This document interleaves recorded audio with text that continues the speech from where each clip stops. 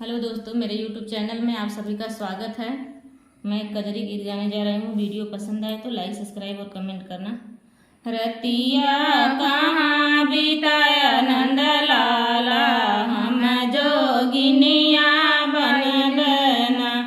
रतिया कहाँ बिताया नंद लाला, हम जोगिनिया भैलिन।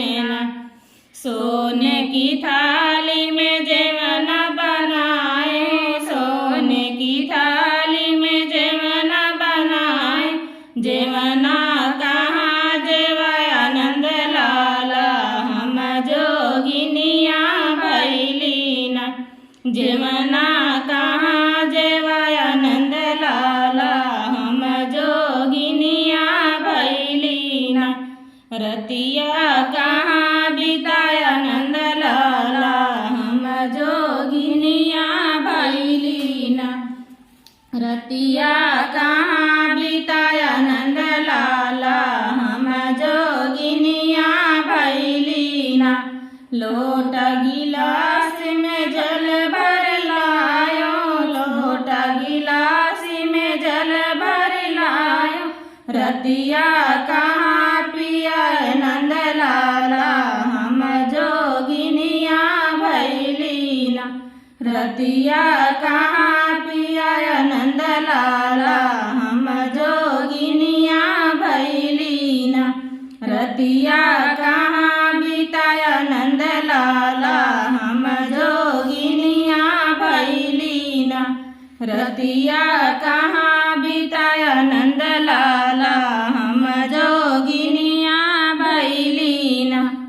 लवंग इलायची कबीरा जोरायो, लवंग इलायची कबीरा जोरायो।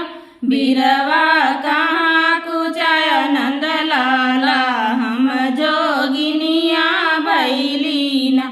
बिरवा कहाँ कुचाया नंद लाला, हम जोगिनिया भैलिना। रतिया कहाँ बिताया नंद लाला, हम जोगिनिया भैलिना। रतिया कहाँ बिताया नंद लाला, हम जोगिनिया भैलिना। फूल हजारी कसे जलगायो, फूल हजारी कसे जलगायो। सेजिया कहाँ सोया नंद लाला, हम जोगिनिया भैलिना। रतिया कहाँ सोया नंद लाला, हम जोगिनिया भैलिना।